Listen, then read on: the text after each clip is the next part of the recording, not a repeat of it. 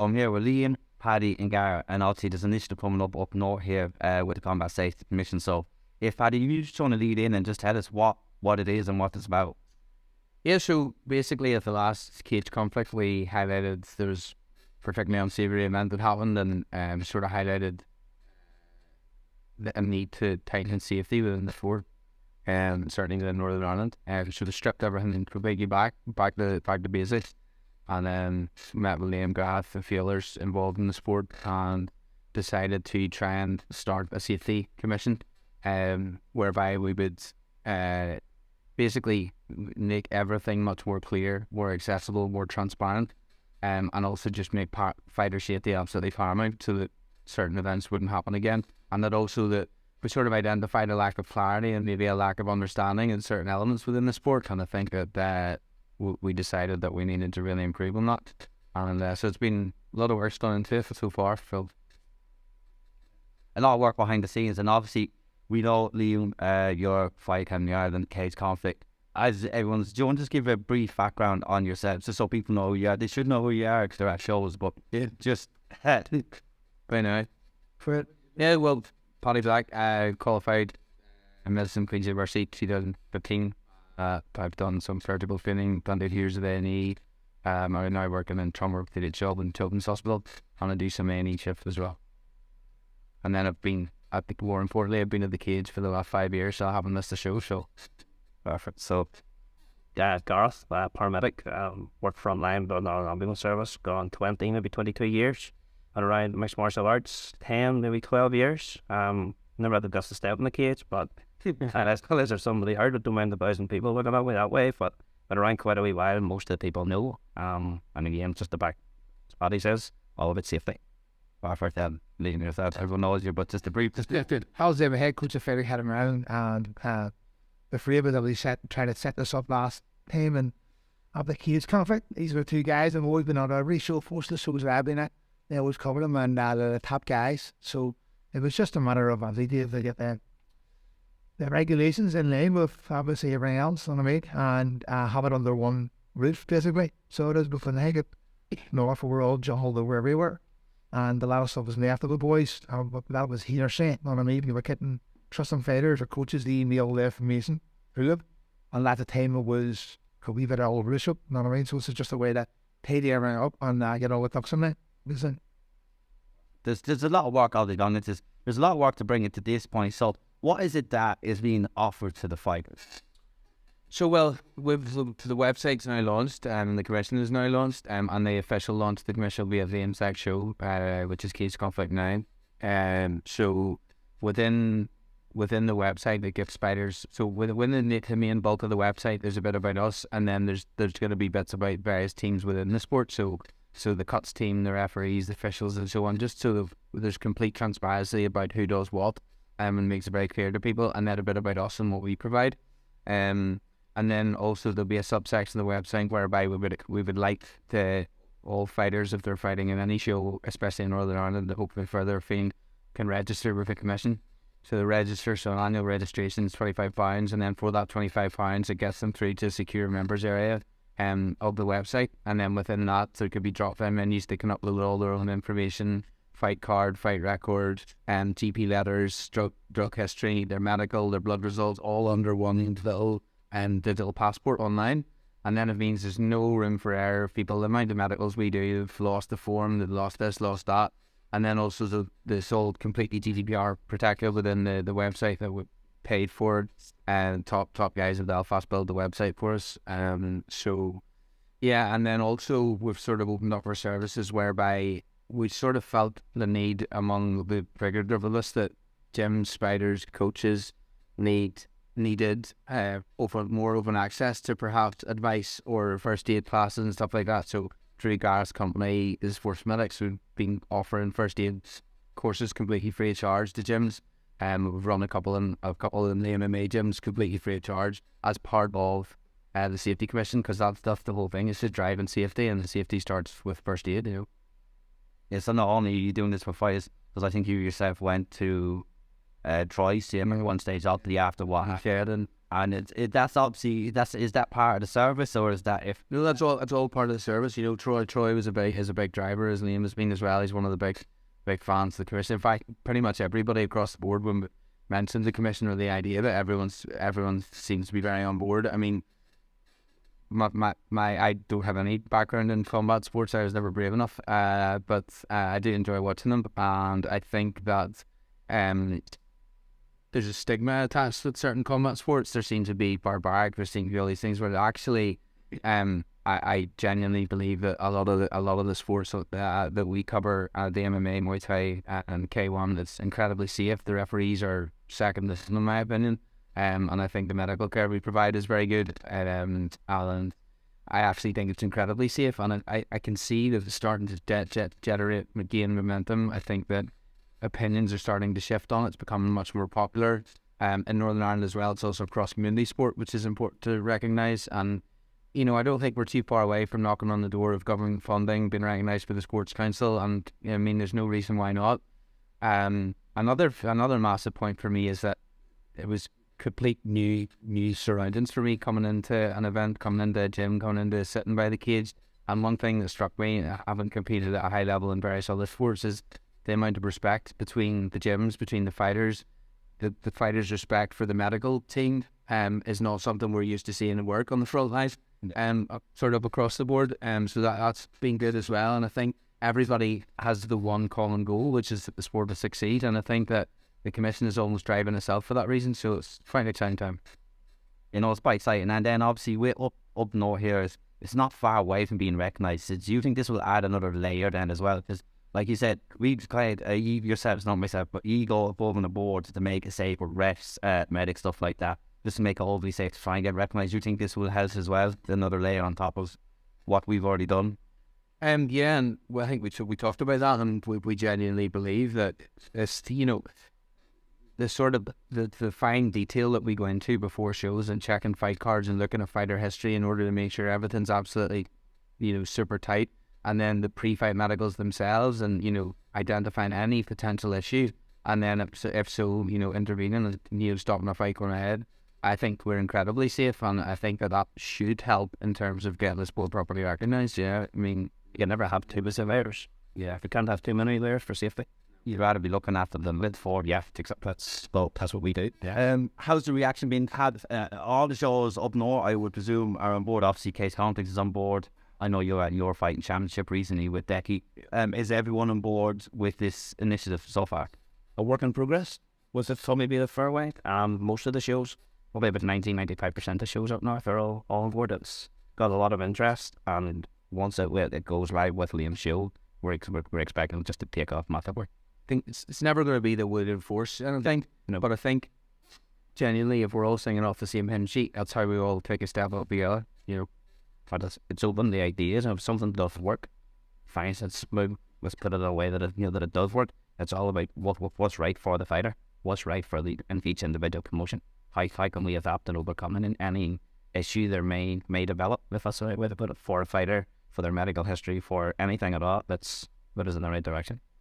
Yeah, like that. I think everyone needs to work together on this. Like, I know there might be rivalry and James, whatever, but I think that needs to be both sides. Because, like I said, health and safety is paramount. Because obviously the incident that a cage conflict, which all can swore for this, we don't want a similar incident again. Well, that was the refereeing. Yeah. It shot the season. I mean, that wasn't inevitably being a permanent. Yeah, As the Nate Gallo situation afterwards, but ultimately that couldn't have been prevented. yeah, Regardless of what commission was set up or what safety protocols, yeah. an individual error, you know what I mean?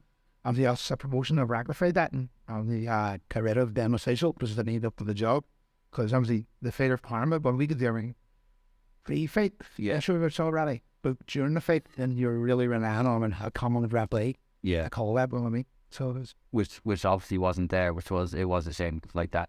You done everything before, and then you have everything in place right after. It was just that it was a moment of madness, unfortunately. But really, like, you know, you always take the best in any bad situation. Yeah. So I just always run up and, you know, whilst it was particularly unsafe, it was a nice thing to happen to Troy. You know, that's what's driven this whole thing. And actually, that one bad event has driven us forward and up a gear, in my opinion, too. so, like said, down south, you were saying you're gonna have like a list populated of all the fighters' details. Something is under that protection though as well. So, say if a May is down south, will they be allowed to then come and compete up north? Will that be accepted by the south? So we don't. I mean, it's really up to the shows and the promotions. You know, if a fighter, say if MMA registered, as long as they're registered with a body that can stand over their safety and their fitness to fight, it's absolutely no issue at all whatsoever. It would be lovely if fighters, the Liam's fighters, if they go to fight in the south, they're registered with us. There shouldn't be an issue from the fighting in the south. Yeah, because you spoke recently, I believe, on the Out Triangle, and the communication, is there going to be communication between yourselves, the Safe MMA, or is that a step that's yet to develop? There's been no contact from them to us yet. At the minute, we're just covering combat sports safety in Northern Ireland. We're happy to work insular with the main show being cage conflict, but no, we'll work with anybody. Our goal is better safety. Our goal is to put sport on and start to break the boundaries down, change the stigma and get everybody involved in a fantastic sport. So we work with anybody. Yeah. The reason I did really fun because, like, for myself, the boys were doing all that, the medicals, the bloods and all for all my lads for all day one, right?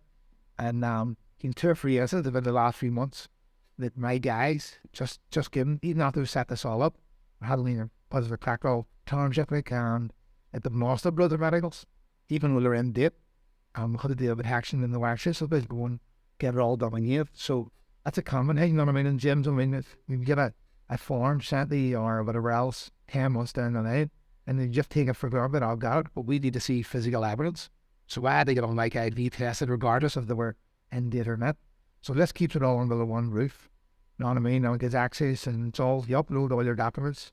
Also as a promoter, I can go on and have an up and seen TV. I can lead a fellow with in 2 weeks. Who's all cleared, you know what I mean? So you'll have like a traffic light system or such, so you'll know whenever all your stuff is in date. You'll know when it's back up to where is it, did you get it renewed? And you'll know if it is there to date, what you need to get renewed to compete. You know what I mean? So I don't think it's something about doing the south against up at north. This is the way to get based in the our stuff and laying up here and so keep it as feasible as possible, but still in the same context of the medical regulations that they need to compete within the UK. So we're following all the right protocols. We just have nothing up here. Ultimately, then the store around together, and we're going to kid everyone together. You know what I mean? Because really, when I'm asking all the coaches, I would just give them the boys' emails and go on, can you give your guys the forward the relevant information on? Now, that's the whole hassle by itself. You know what I mean? Where they just go and go, right, what's your name? Look down the file. Yep, you're clear. Or here, no, you need this. So just people know what they need to do. You haven't tried to do. Always at the fight, you know what I mean? So they're cashier the fight.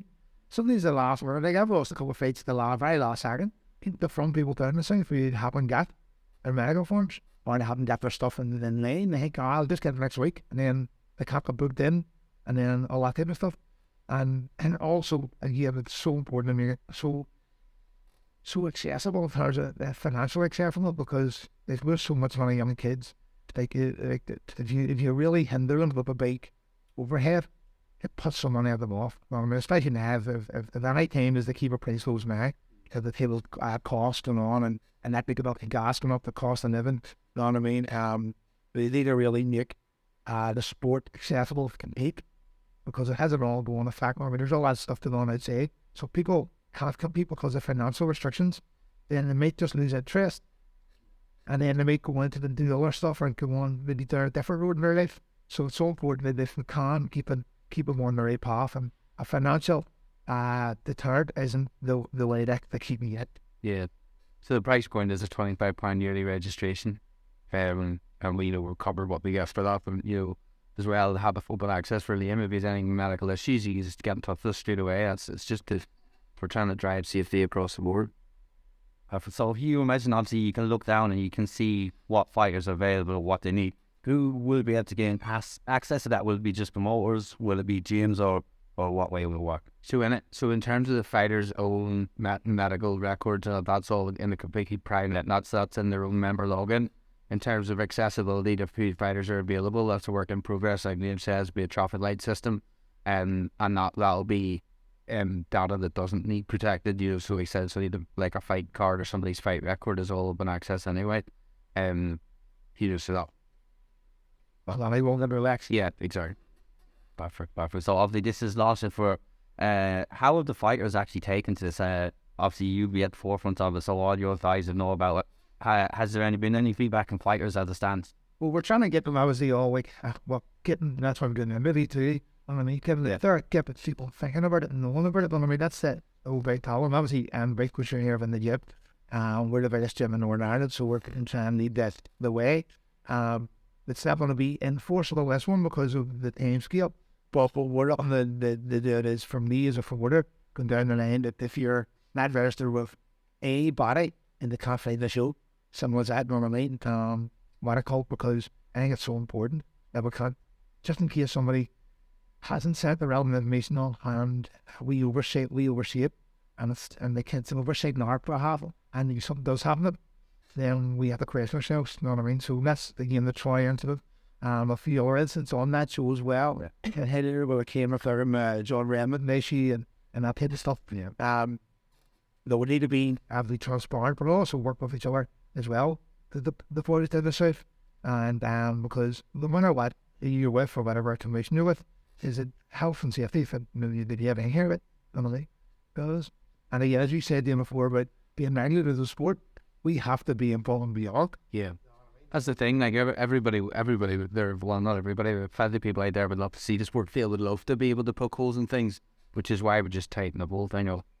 We genuinely feel that we could get to the point where we have other sports looking at how we run things and getting ideas from how tightly you run the safety, and that's the goal anyway. I think we're certainly getting there.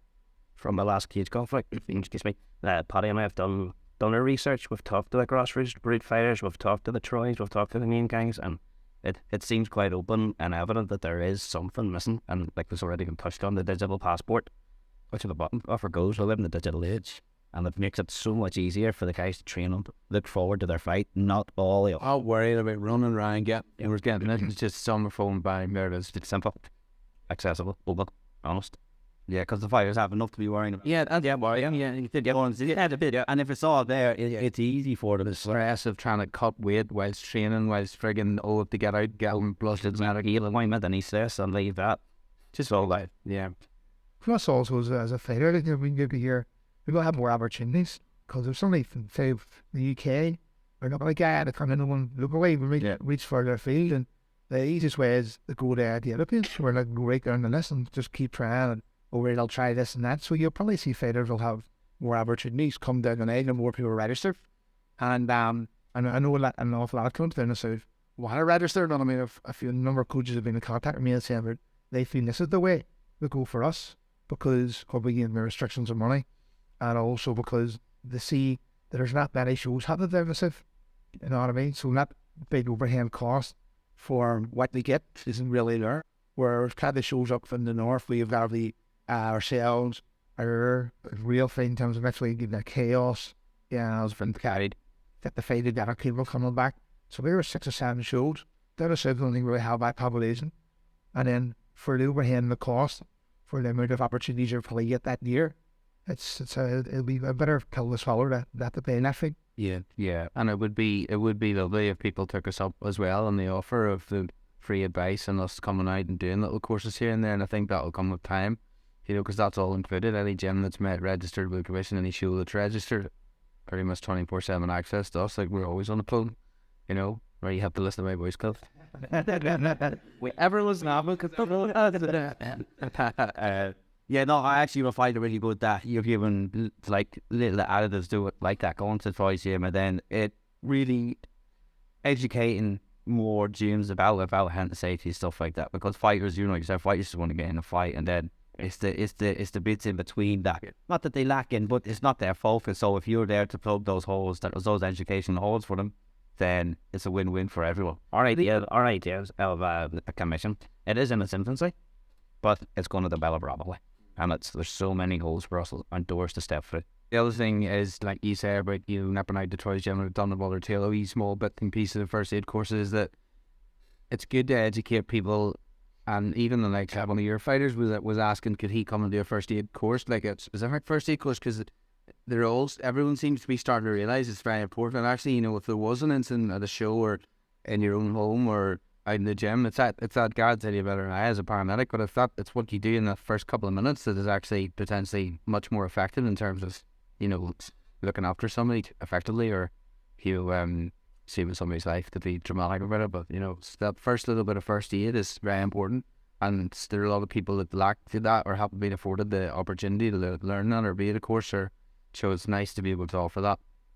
That would be good if that was offered first aid courses. I know they do some around sometimes, but like that depends. Like I said, price point is a huge thing. Well, that's free as part of the session. So yeah, so but that's all my was that if you go and do one of those courses, it could cost $1,000 easily. Yeah, it would be. So if you've got that available for free, then it's a complete win-win for the fighters and for everyone involved. Absolutely. I was going to ask about, obviously, with Reese, when Reese fought Cage Warrior on his last fight, he was waiting in hospital for 18 hours or something like that. He was in hospital after such a grueling fight. That's one of the fights you know yourself for take a year, like to take fights off your career. So he had to wait that long. Is there anything that could be done potentially to maybe have a room saved like that? Because I know down south and up north at the minute, like the hospitals they don't have the facility. It's hard at the minute. Is there something we could do to maybe help that? Well, I suppose the first point I want to make about that is the level of care that we provide is, I believe, paramount. And about 2 weeks after Reese's incident, we had a similar incident at a different show. I'll spare the fighter in the show the name, but similar incident, similar full thickness frontal laceration, and I closed it out the back in 5 minutes.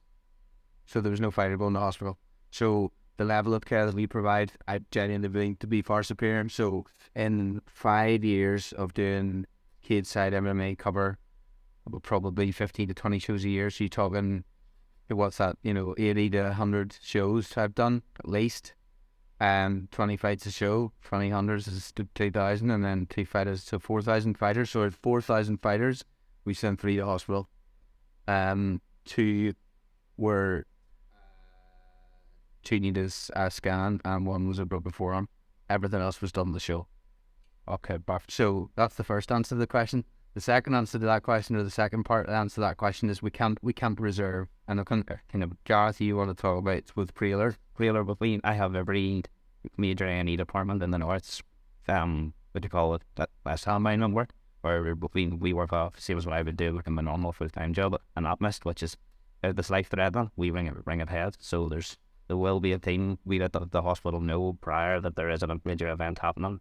If somebody does take an unfortunate turn of events, then the hospital will have a pre-alert out that somebody is on their way in, which will then have a team within the hospital. That's just normal procedure for emergency medicine anyway, whereas that pre-hospital, and that's pretty much how we operate. So obviously the care you give is like I said, 3 out of 4,000. Well, I did the maths. I'd rather say I'm not smart enough to the percentage on that, but it's a good number. And it's wild guard. It was wild guard. The Southern made sure it was right. So it's roughly 4,000. How does the other piece? So 3 out of 4,000 which is very, very point. So yeah, which is fun in terms of I genuinely, we're very proud of what we provide, and I think it's taken a bit of time for people to recognize, in the same way that it's taken me time to recognize who everybody is. But now it's got to the point where, if I go to certain shows and see certain referees and certain officials and certain coaches, I'm like, Bobby. And I know that it's got the stage, that the coaches have got the stage where they see us, so they expect that level. Now, yeah, we walked through it. It's all right. That level. That's it. It's said no matter what. Which is great. It's great. It's a great thing to be a part of. Yeah, no, because like that with your care, and then you've got Inside Out Cut. The cuttings as well. Fantastic. On Chef Fight Pass, as well. Jess and her team are fantastic, and then everywhere we are, they're there. Yeah, I've noticed that then obviously Beck Larkin and all his team come fantastic. Well, so yeah, you've got the best of the best at the minute. So it's a very exciting time. It is, and I think this is Neil keen to learn, keen to develop that even further. That's the thing. Nobody who's in any of those teams is so arrogant or proud that they don't think something to learn. Definitely, and I learned from Jess on a show by show basis, and then she probably learned from me, And it's good, as I've got more experience of sitting in the cage, I'm starting to pick up more of actually how to anticipate what might happen next, as I've started to gradually understand the fighting side of things. But it's funny watching a show from a completely different outlook. it was different sitting at home having a beer watching UFC to sitting at the cage trying to predict what's going to happen. You know, it's a tiring 4 hours sitting at the cage, you know, because you're trying to predict the potential injuries. But it's good fun. Didn't mind challenge it.